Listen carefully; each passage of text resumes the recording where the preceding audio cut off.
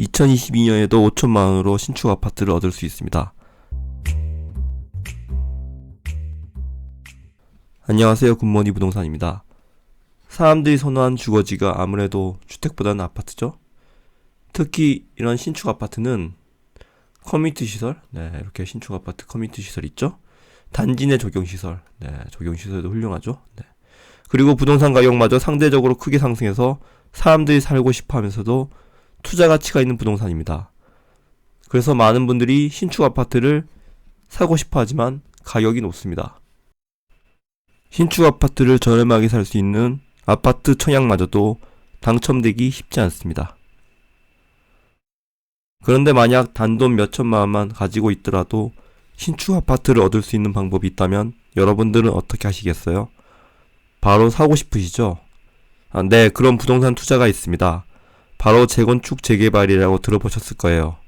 즉, 새 아파트가 지어질 부지에 있는 부동산을 사서 재건축 재개발 사업이 완성되기까지 기다리는 방법입니다.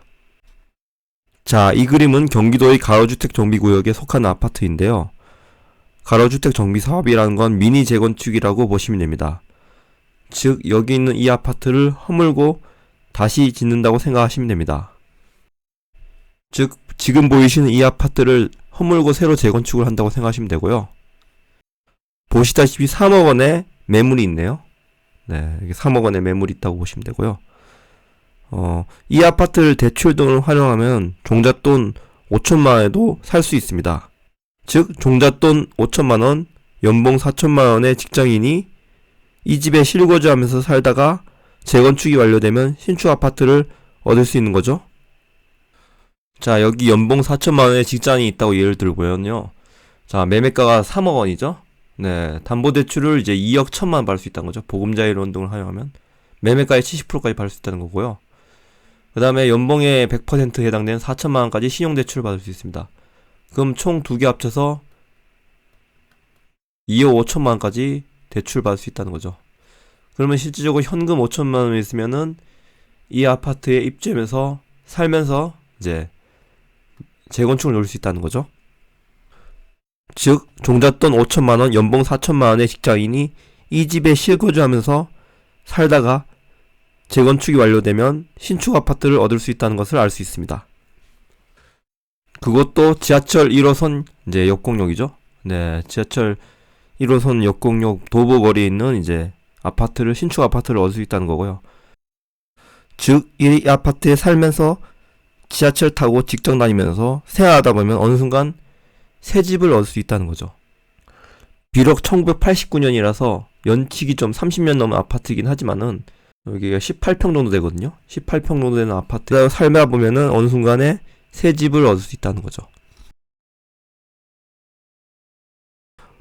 오늘의 영상은 재개발, 재건축 등 정비 사업이 추진될 만한 지역에 부동산을 사서 신축 아파트를 얻을 수 있는 방법과 그 과정에 관한 내용이므로 영상을 끝까지 시청해 주시기 바랍니다. 요즘 새 아파트 얼마 하나요? 지금 보시는 것처럼 이제 신축 아파트는 이렇게 가격대가 비싸다는 거죠. 보시는 것처럼 경기도만 해도 가격이 만만치 않다는 거죠. 내가 수중에 가진 돈이 1억 원도 안 되는데 내가 청약 당첨돼도 포기해야겠다는 분들 정말 많습니다. 그래서 소득이 적은 무주택자분들은 그나마 저렴한 3기 신도시 사전 청약을 많이 하십니다. 만약 분양가 3억 4억 정도면 내가 순자산 1억 원 정도 있으면 대출받아 입주할 수 있을 것 같습니다. 지금 보시는 그림은 이제 사전 청약 이제 추정 분양가인데요. 이렇게 뭐 59 스퀘어 같은 경우에는 25평형이거든요. 25평형 같은 경우에 뭐 분양가 3억 4억대에 얻을 수 있다는 거죠. 물론 이제 성남시 같은 경우에는 좀 가격이 높지만 이렇게 인천 계양이나 남양주 진접 같은 경우에는 3, 4억대 분양을 받을 수 있기 때문에 충분히 이제 순자산 1억 원 정도 있으면 대출이 이제 70%까지 나오기 때문에 충분히 입주할 수 있다고 이제 생각해서 이제 청약을 많이 한다는 거죠. 근데 문제는 당첨이 안 된다는 거죠. 보시는 그림은 이제 3기 신도시 사전 청약 접수 결과인데요. 경쟁률이 수십 대 1이죠. 그나마 인기 있는 이제 타입들 같은 경우에는 뭐 40대 1 이렇죠. 80대 1 이런 것도 있고요. 그래서 당첨이 되기가 너무 힘들다는 거죠. 그래서 청약은 넣을 때마다 떨어지고, 그렇다고 재산이 수억 원 있는 것도 아니고, 그렇다고 내가 연봉이 높은 것도 아니고, 그래서 내 생에 괜찮은 입지에 신축 아파트에 살 날이 과연 언제 올까 주변에서 포기한 분들 많이 보았습니다. 그런데 여러분, 내가 재산이 수억 원이 없더라도 그 다음에 경쟁률 수십 대 1을 뚫지 않아도, 그 다음에 연봉이 높지 않아도 새 아파트를 얻을 수 있는 방법이 있습니다. 바로 정비 사업이 진행될 만한 구역 내 부동산을 사서 입주권을 받는 방법입니다. 그럼 쉽게 설명드리겠습니다. 자, 다음 그림은 강동구에 있는 신축 아파트입니다. 그런데 이 아파트의 옛 모습은 어땠을까요? 네, 과거에는 이런 5층짜리 아파트였다는 거죠. 즉, 과거의 건물을 허물고 다시 지었다는 얘기죠. 그럼 과거에 이 아파트 소유주들은 어떻게 됐을까요? 그러니까 이런 호수에 소유주들이 있었을 거 아니에요? 그냥 나갔을까요? 아니죠. 대다수는 새 아파트 입주를 한 겁니다. 과거에는 이 아파트도 굉장히 저렴한 시기가 있었을 거예요. 자, 이런 오래된 아파트가 다음 표와 같은 절차를 거쳐서 신축 아파트가 완성되고, 완성 당시 소유주분들이 입주를 하신 겁니다. 즉, 이렇게 안전진단부터 쭉 재건축 단계가 있죠. 네. 그리고 건축 착공이 일반 분양이 되고 입주를 하겠죠, 입주를 했다는 얘기는 신축 아파트가 생겼다는 거죠. 즉, 시간이 조금 많이 걸릴 수도 있겠지만, 새 아파트를 얻는 방법이 반드시 수십 대 1, 수백 대 1의 경쟁률을 뚫고 청약 당첨되는 것이나, 다 지어진 새 아파트를 수억 원 주고 사는 것만이 방법은 아니라는 겁니다.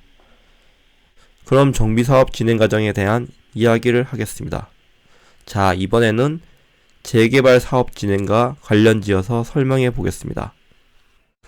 우선 재개발과 재건축의 개념을 비교해 설명해 보면, 재건축 같은 경우에는 집이 이렇게 너무 오래됐다는 거예요. 그러니까 주변 환경은 나쁘지 않은데 집이 너무 오래돼서, 보시다시피 이렇게 주거 환경도 열악하고, 심지어는 붕괴 위험이 있을 수도 있겠죠. 네, 그래서 이런 주택들이 아파트, 신축 아파트로 바뀌는 거를 재건축이라고 하고요.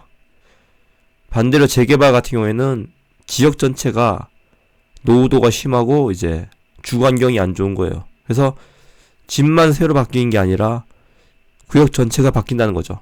보시는 그림은 어떤 재개발 구역인데요. 과거의 모습과 현재의 모습입니다. 즉 주거 환경 개선을 위해서 구역을 지정한 후에 구역 내에 있는 모든 집, 도로, 상가 등을 모두 허물고 동네 자체를 다 탈법금 시킨 겁니다. 보시는 것처럼 이렇게 집만 바꾼 게 아니라,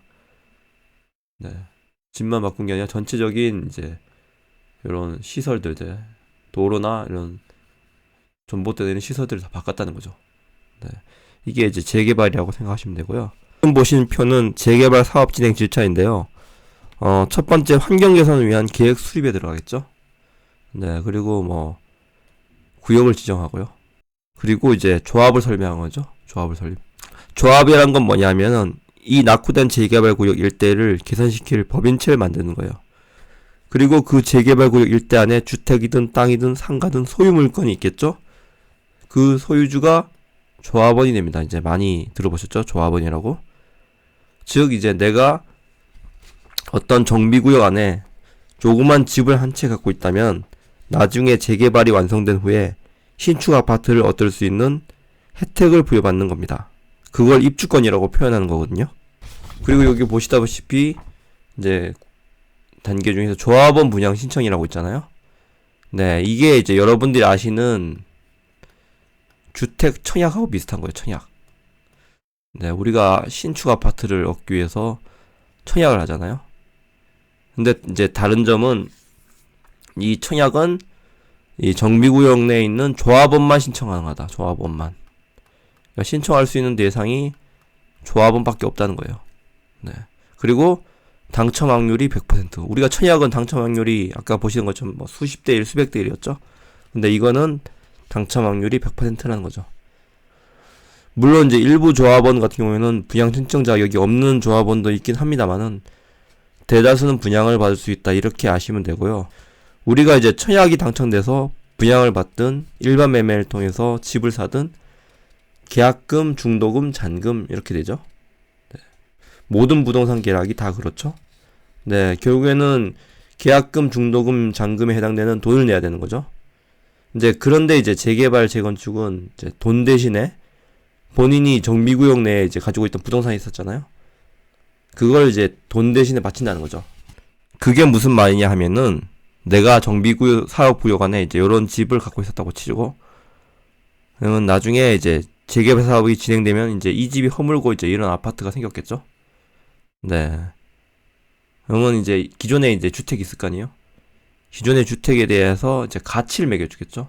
왜냐면은 내가 이제 이 재개발 사업을 위해서 이 내가 갖고 있는 주택을 이제 없앤 거기 때문에 이 주택에 해당되는 가치를 매겨주는 거죠. 그 가치를 이제 감정평가라고 하고요. 감정평가. 많이 들어보셨을 거예요.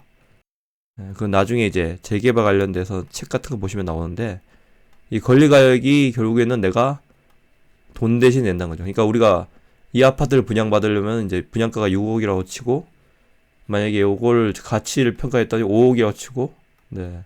그 다음에 권리가액도 5억으로 치면은, 결국에는 내가 5억을 이제 요 아파트를 분양받기 위해서 대신 낸 거예요.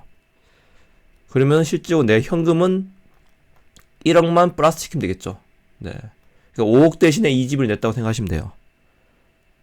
네. 그리고 내가 만약에 내 1억을 내기 싫다. 그럼 나중에 이제 이 5억 원에 해당되는 권리가액만 받고 분양을 포기하면 된다는 거죠. 집을 포기하면 된다는 거죠. 네. 그래서 제가 서두에 이야기한 것처럼 조합원 분양 신청이라는 게 100% 당첨되는 청약이라고 말한 거예요. 그리고 분양가에 해당되는 돈을 내는 대신에 내가 구역 내 기존에 갖고 있던 집이든 상가든 부동산을 이제 조합 회사에다가 이제 돈 대신 내는 개념이라고 보시면 됩니다. 요즘 3기 신도시 사전 청약 하잖아요. 그거하고 비교해서 말씀드릴게요. 만약에 내가 조합원 분양 신청이 본 청약이라고 했죠? 네, 예를 들어서 내가 정비구역이 지정된 후에 만약에 요 단계에서 만약에 집을 샀다. 아까 만약에 그 단독주택을 요때 샀다고 치면은 이제 요게 이제 4년 청약 당첨하고 비슷하다는 거예요. 사전 청약 당첨하고 비슷하다고. 그러니까 조합원 분양 신청이라는 게 본 청약이라고 보시면 되고요. 3기 신도시. 네, 그 다음에 우리가 이제 처에 집을 샀을 때는 사전 청약 당첨이라고 보시면 됩니다. 그래서 만약에 내가 보통 이제 정비구역 지정 얘기가 나오면은 이제 빌라 가격이 많이 뛰는데요. 만약에 내가 정비구역 지정이 되기 전에 이런 이제 재개발 진행이 되기 전에 만약에 되게 극초반에 만약에 집을 샀다고 치면은 정말 가격이 저렴했겠죠. 네. 내가 요걸 집을 살 당시에 만약 2억이었다. 그죠? 근데 입주해 보니까 입주 후에는 이제 신축 아파트가 됐을 거 아니에요, 이제. 근데 만약 신축 아파트가 만약 8억이다. 그러면 내가 2억짜리 집을 사가지고 8억에 해당하는 아파트를 얻었다는 거죠. 즉, 재개발 구역 이제 초반에 만약에 집을 샀다고 치면은 정말 저렴한 가격에 집을 샀겠죠. 그럼에도 이제 재개발 사업 진행이 완료되면 신축 아파트를 얻을 수 있다는 거죠. 그러니까 재개발이라는 게 뭐냐면 이렇게 단기가 진행되면서까지 이게 지금 최종이잖아요. 이제 이렇게 단기가 진행될수록 이렇게 가격이 뛴다는 거죠. 이렇게. 네. 그렇게 보시면 되고요. 그래서 정비사업이라는 게 굉장히 큰 매력이죠. 내가 종잣돈 몇천만 원으로 집을 샀다고 하더라도 만약에 내가 요때 당시에 집이 이제 2억인데 뭐 대출 받아가지고 대출 자료 활용해서 만약에 5천만 원으로 집을 샀다고 치면은 그럼에도 불구하고 내가 세월이 흘러서 나중에 신축 아파트가 되면은 몇억, 그 다음에 몇십억도 할 수 있다는 거죠. 물론 이제 추가 분담금이라는 게 있을 수 있거든요. 추가 분담금이라는 게 뭐냐면은 이제 아까 말씀드린 것처럼 내 집의 감정평가가 5억인데 만약에 아파트 분양을 받으려면 6억이 필요하다, 분양가가. 그러면 이제 1억을 내야 된다는 거죠, 추가로. 근데 이제 사업만 잘 진행되면은 추가 분담금을 감안하더라도, 예를 들어서 뭐 2억의 집을 샀는데 만약에 추가 분담금이 1억이다. 1억을 낸다고 해도 총 내가 들어간 집을 샀는데 든 매수 가격은 3억이잖아요. 3억의 집을 샀는데 8억짜리 집이 되기 때문에, 네. 그리고 이제 추가 분담금이 이제 감안하도 그래서 큰 시세 차익을 얻을 수 있다는 거고요. 보통 이제 재개발 사업 같은 경우에는 추진하는데 보통 한 10년 이상 걸린다. 이 많은 과정을 거치려면은 사실 10년도 빠른 거예요. 네. 그래서 그 기간 동안에 추가 분담금을 낼 만한 돈을 모으거나 또 추가로 대출 등을 통해서 해결할 수도 있겠죠. 네. 3기 신도시만 하더라도 위치 좋은 곳은 분양가가 뭐 8억, 9억 이상 할 거란 말이에요. 이것도 이제 앞으로는 더 올 수도 있고요. 예를 들어서 내가 뭐 하남 교산지구, 3기 신도시 중에 가장 인기 있는 데가 이렇게 하남 교산지구거든요. 여기 지금 보시는 그림에 하남 교산지구인데 하남 교산지구 같은 경우에는 3기 신도시 중에서 위치가 좋기 때문에 분양가가 거의 8억, 9억 이상 할 거란 말이에요. 네, 만약에 분양가가 여기가 8억이다. 내가 34평을 얻고 싶은데 여기 그럼 분양가가 최소한 8억 이상 되겠죠. 만약에 분양가 8억이라고 가정한다면 3기 신도시 분양가가 8억 원에 해당되는 아파트라고 가정한다면 계약금이 10%, 중도금이 60%, 잔금 30% 구조입니다. 즉 계약금 10% 8천만 원은 즉시 내야겠죠. 게다가 이제 중도금 60%도 다 나오면 좋겠습니다만은 대출 규제 등으로 만약에 50%만 나온다고 가정했을 때 8천만 원도 잔압. 그다음에 4억 8천 중에서 이제 8천만 원은 또 잔압이죠. 네, 그래서 내가 잔금을 치르기 전까지 1억 6천이 있어야 된다는 거예요. 1억 6천만 원 정도 있어야지만 내가 분양을 신청할 생각을 한다는 거죠. 물론 뭐 신용대출을 받아서 하시는 분들도 있지만 연봉이 낮은 분, 만약에 예를 들어서 연봉이 4천만 원이라고 그러면은 연봉이 100%까지만 신용대출이 나거든요. 그러면 4천밖에 안 나오죠.